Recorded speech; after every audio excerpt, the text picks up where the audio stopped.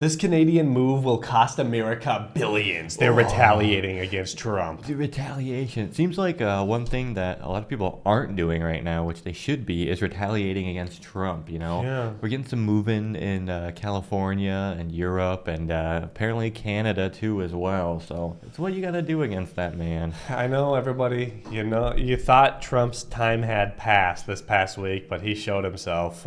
He's still kicking. Yeah, JD is not taking the stand yet. That might be worse. We don't know. We don't know. Probably, but nobody likes JD. I feel like Trump has a better chance of swaying the imbeciles. But JD. His makeup's just his eyeliner's just too thick. Here we go. Let's do it. Canada has had enough, and it's about to strike back at America. Recently, relations between the two nations have been rocky, to say the least. The U.S. government has threatened their once friendly northern neighbors with everything from tariffs to outright annexation. But Canada has a little something up its sleeve, something the U.S. may not have seen coming. On today's episode of the Infographic Show, we'll dive into Canada's bold new plan to make the United States pay. In early 2025, the U.S. threatened Canada with a 25% tariff on all imports. Don lost some a move weight that had there. everyone holding their breath. After a few delays and political back and forth, the tariffs finally went into effect on March 4th. But why did the U.S. administration impose tariffs on Canada in the first place? Well, according to the U.S. president, he believes Canada has not been doing its part in stopping the flow of undocumented migrants and fentanyl into the U.S. from its... I think I saw people were leaving comments that I think more fentanyl comes into Canada from the U.S. than from Canada into the U.S. Definitely. I mean, I think there was evidence that it was almost no fentanyl comes from Canada. Yeah, so very interesting reason to put a tariff. I think Trump just said it wrong. I think he meant that Canada should come down on the Mexican border and help defend the Mexican border. Northern border. However, in 2024, only 43 pounds of fentanyl were seized coming in from There we Canada. go. While in comparison, 21,000 pounds of fentanyl were seized at the border with Mexico. 21,000? This move puzzled many experts. Except the thing that Trump always does is we gotta stop these illegal immigrants from crossing the border. He's talking about the illegals that come across the river and stuff, where most of that fentanyl just comes through the normal ports of entry. That's the thing. Yeah. And that's cracking down on poor illegal immigrants that are just trying to come to America for a better life is not going to stop that fentanyl from coming through. They could be lugging around 21,000 pounds of fentanyl, though. They're strapping it to their stomachs, getting a little case out instead of putting it in a big truck and coming across. To understand why a border collie's weight in fentanyl crossing the border over the course of a year was being treated as such a major threat, especially given the drug's already massive presence within the U.S. Even more puzzling, the trade deal the president keeps calling unfair, claiming the U.S. is subsidizing Canada by $200 billion a year, is actually the deal he signed himself during his first term back in October 2018. That's always funny. A theme that we've seen a lot with Don's presidency. He's like, why is this even this happening? We need to change this. And it's something he created in the first place. Nobody in his admin ever tells him that, I feel like. Yeah. He said, this trade deal that was here was terrible, the worst I've ever seen. His own trade deal. The president issued an executive order allowing Canadian imports that comply with the United States-Mexico-Canada Agreement, USMCA, to temporarily And when he made that, a lot of people criticized it by saying it was basically just the exact same thing as NAFTA, but he just signed it again. He took his own, he basically put his name on it. tariffs. But there is a catch. The reprieve only lasted until April 2nd. After that, the tariffs would come roaring back. But that exemption doesn't cover most Canadian goods. In fact, 62% of other imports are still hit by the new tariffs. There is some relief for key sectors, though. Energy and potash, two huge segments of Canadian trade. Canada is actually the largest energy exporter to the U.S., and those sectors will face a reduced tariff of just 10%. Economists point out that the U.S. isn't subsidizing Canada, but rather it has a trade deficit with the country, mostly relating to energy exports. And that deficit isn't $200 billion, it's $63.3 billion, a number that... It's interesting how the term trade deficit has such a negative connotation too in his whole tariff ideology, which is weird because if the U.S. has the biggest economy in the world, you'd think that it's going to be at a trade deficit with most countries. And a big part of that is it's the world's currency. The dollar is the trade currency, so that inherently makes them at a trade deficit with a lot of countries. So interesting that that's his use for putting tariffs. Not only disappears, thinking like a but actually businessman. becomes a trade surplus for the U.S. if energy imports are discounted.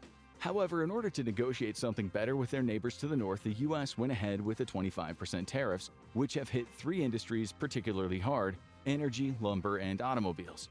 Though the U.S. produces a lot of oil, in fact, most of any country in the world, many of its refineries need heavy crude oil to operate, 60% of which is imported from Canada, where it lies in abundance. Of course, the refineries could be restructured to not rely on crude oil, but that would take many years and cost billions and billions of dollars. And crude oil isn't the only Canadian energy import the U.S. relies on. The USA imports almost all of its natural gas and 85% of its electrical energy from Canada. Wow. The U.S. Oh, imports that much almost half of electric? its lumber from Canada, amounting to $28 billion worth in 2021. Since 94% of U.S. housing is built with lumber, that creates a big problem for potential homeowners in a country where housing is already becoming unaffordable for many. The U.S. construction industry has estimated that tariffs on Canadian lumber will increase the cost of the average house by $9,000. Dang. Once again, Wow. even if the U.S. could theoretically produce all its required lumber domestically, something a recent analysis by research company Fast Markets says will take at least a decade, it would probably be impossible without tearing down a significant section of protected U.S. forests. Yeah, However, that's the crazy thing, Trump. That's just how much, how little he cares about the environment. He just was ready to sell off protected forested areas in the U.S. to make lumber. Yeah, it's the thing that happened in the past already, and then people determined it was probably a bad thing, so then they protected it, and now it's like, The best thing America has, the best thing is the national parks. yeah, the one redeeming quality. Yeah, and they want to sell off that land for the energy companies and the lumber companies to make more money. Group Nice. that's been hit the hardest and maybe the most vocal about suffering tariffs on Canada is U.S. automakers. The Canadian and U.S. auto industries have become so enmeshed they essentially function as one big manufacturing chain. Automakers in Detroit, Michigan, and plants in neighboring Windsor, Ontario, send car parts and outsource manufacturing processes to one another all the time. U.S. They're, right next automakers to each rely other, on basically. Canada so heavily that 1.24 million vehicles are imported into the U.S. The, from the way this map is makes it seem like it's so far, but they're just right there. making Canada fourth among countries the U.S. imports vehicles from, behind Mexico, Japan, and South Korea. Former Canadian Right. Prime Minister Justin Trudeau called the tariffs a dumb thing to do, while the U.S. administration has insisted that they want to maintain friendly relations with Canada throughout the Who the heck is that process. supposed to be? But it seems like the feeling is one-sided. Many Canadians have turned their backs on the U.S. without even a polite Canadian sorry to ease the tension as they boycott American-made products and They're not cancel friendly U.S. travel anymore. plans. A New York Times analysis Don't showed cross that the flights from Canadians. Canada to the U.S. went down by 21% after Trump's tariffs took effect. That's pretty But that crazy. is not the only way Canada plans to retaliate against threats from the U.S., as you'll soon see. Because the U.S. threats haven't just been economic, they've also been territorial. There have been calls about Canada becoming the 51st U.S. state multiple times. 77% of Canadians strongly or somewhat oppose joining the U.S., so Makes it's clear sense. that the whole 51st state idea is mostly an American dream. Current Prime Minister Mark Carney made it very clear that Canada is not for sale, and I wonder what the U.S. Opinion on that would be, of how many Americans would say yes to wanting Canada to be the 51st state. It depends how many of them think Canada is socialist or not. Yeah, yeah. They got single payer healthcare socialism. waiting times. won't be for sale ever. To which the U.S. replied, never say never. So it seems that no matter what Canada says, the threats from the U.S. government are not completely off the table. So what can Canada do? Well, they're trying out one plan right now, because if you look at a map of the U.S., one very big, resource-rich part of the country is separated from the contiguous 48 states by Canada. And that place is the frozen, beautiful, massive state of Alaska. And Canada, or at least the Premier of British Columbia, David Eby, has threatened to severely hamper access to Alaska by imposing tolls on previously duty-free roads. And that's a problem because British Columbia is the province that trucks need to get through to get to Alaska. Now, you might be thinking, why don't they simply fly over Canada to get to Alaska or take a ship? Well, while that does work for some cargo, it doesn't work for all. Supplies and other materials that need to get to Alaska immediately, or some that are considered high value, are almost always delivered by trucks. According to 49th Freight, when cargo needs to get from the contiguous U.S. to Alaska quickly, say in 7 to 10 days from as far as Dallas, Texas, and it requires over 40-foot equipment or can't be transferred mid-transit, trucking is the best option. Commercial trucks travel from Dawson Creek, the town in British Columbia, not the 90s teen soap, all the way up to Fairbanks, Alaska, a distance of about 1,400 quite the miles on the drive. Alaska Yeah, that's Highway. insane. Thanks to previously friendly relations between Canada and Alaska, truck traffic generally travels through the province duty-free. Though the majority of cargo to Alaska is shipped, that still leaves 27% of imported and exported commodities to and from Alaska transported by truck, according to Royal Alaskan Movers. That is $596 million worth of goods exported from Alaska to Canada and $753 million of goods exported from Canada to Alaska. It's enough to spook a lot of people in Alaska who rely on cargo shipments. The executive director of the Alaska Trucking Association, Jamie Benson, said she is deeply concerned about the proposal to either block or impose duties on products going through Canada to Alaska. She further elaborated that such measures will significantly That increase moose looks transportation so costs, sad. disrupt supply chains, and raise prices for essential goods that Alaskans rely on.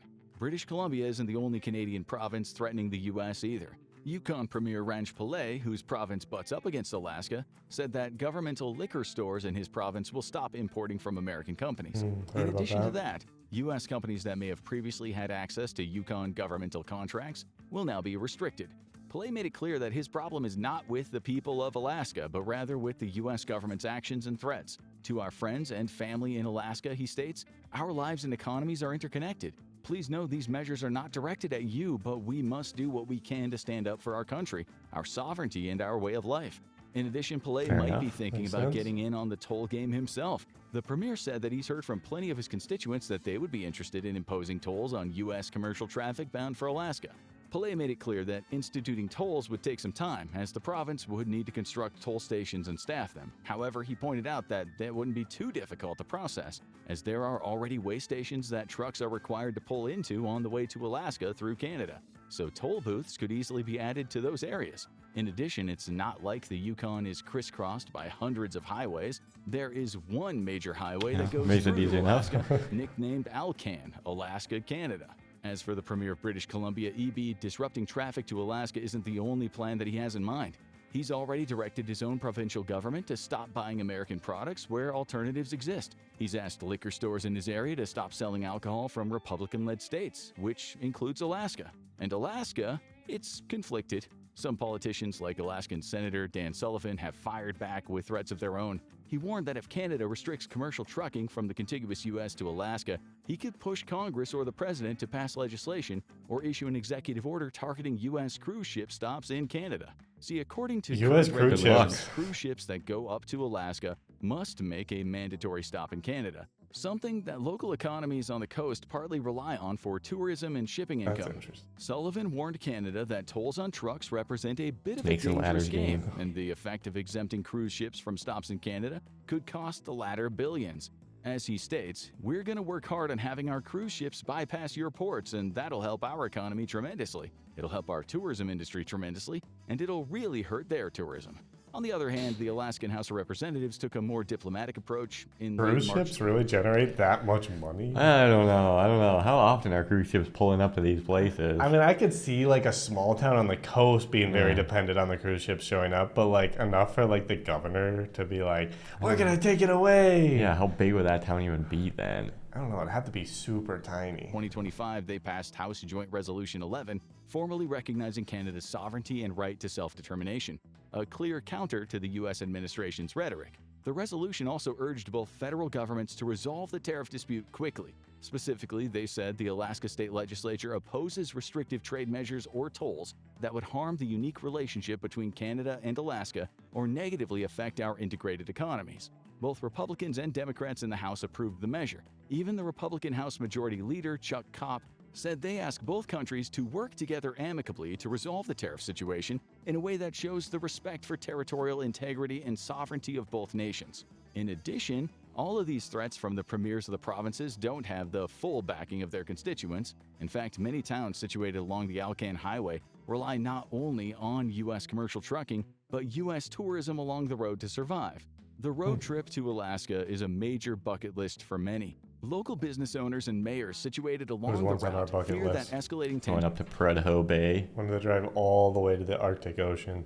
That would be pretty crazy. Yeah, that would have been insane. Is that something like isn't as easy to do? We'll do it. I'm pretty sure like that last road in Alaska is like super dangerous. There's like 3 gas stations on the whole road.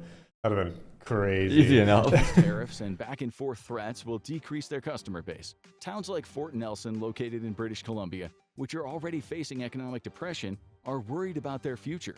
Northern Rockies Regional Municipality Mayor Rob Fraser, whose district includes Fort Nelson, stated every single foreign dollar that comes in here is important to us. Every flat tire, every sandwich, every cup of coffee. Brian Stanley, the owner of Triple G Hideaway RV Park and Restaurant, echoed similar sentiments, saying American tourists are a huge part of keeping this place going. Local Super 8 motel owner Murray Abbs said it's a significant percentage traveling to and from Alaska.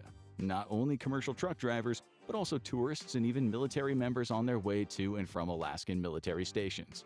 It seems Premier Eby has heard some of these concerns. Bill 7, known as the Economic Stabilization Tariff Response Act, was introduced for passage in Canada, but Eby made it clear that the bill was simply proposed to give the province the option of applying tolls to U.S. commercial traffic.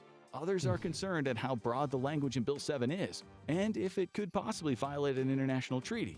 According to some critics, Bill 7 isn't Seems too to be specific. like the situation for a lot of countries, and it seems like it's a situation for these smaller towns, is that they don't want to take the hit to their own economy that Trump's kind of pushing, so they're just kind of like, okay, fine, just give us a deal, and then like try to cut like half measures with Trump. Yeah, and then Trump feels like he won because they're like, oh, I still got my tariff, but it's like the governments of these countries are just looking out for the people. It's so interesting because it really sucks just giving Trump like even if he just feels like he won, like giving him the lip service of that. But I mean, it would be hard for a lot of the smaller countries, especially, or some of these small towns, to just take that economic hit on pride, or even just, I don't know. It's just interesting. It really sucks that the U.S. has such a position where they can just bully people. Basically, the summary of this video is that the U.S. and Canada are super intertwined, and imposing different economic policies very abruptly hurts people all over, abruptly, and it doesn't even make sense. It doesn't even make sense for the U.S. to do it. No, because the U.S. consumers are the ones who pay all these tariffs. So Trump is imposing tariffs that are going to hurt the Canadians, and it's going to hurt America. But he thinks it's a win, so it feels good inside his heart. and then the Canadian government's looking out for the people that might be affected by it, and they're like, okay.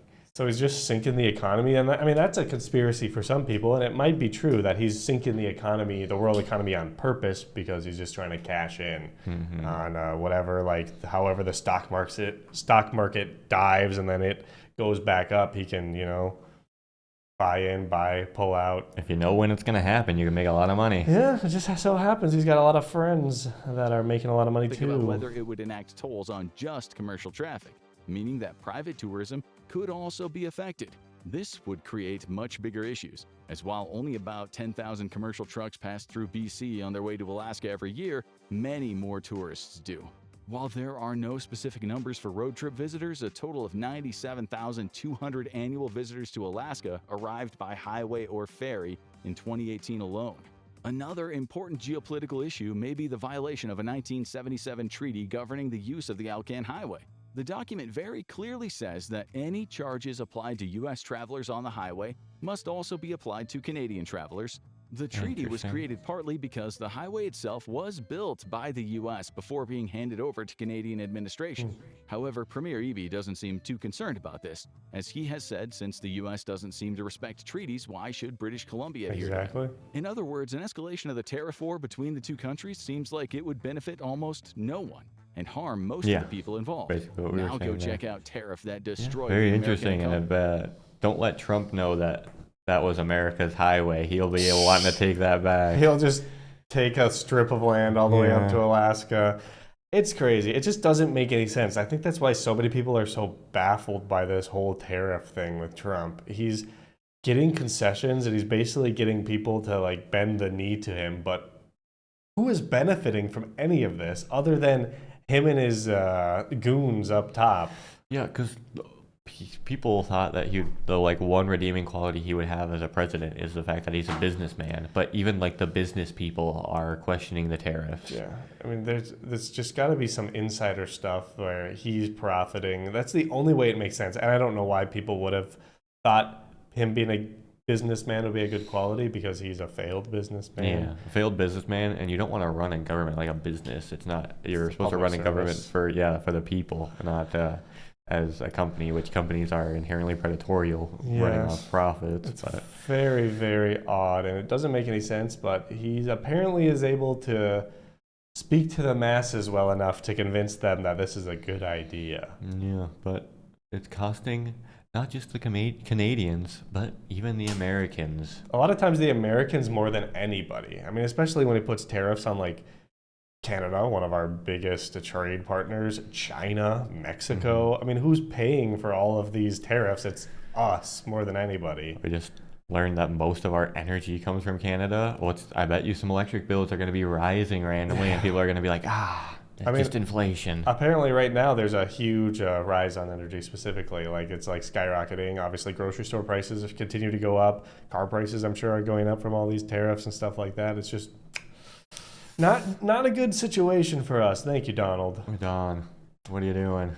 Hopefully after this Donald administration, unless he rigs the next election and he wins or JD Vance becomes the supreme leader, we can all be friends again. Yeah, hopefully. Canada, just know that we still love you in our hearts. See you in the next one. Bye.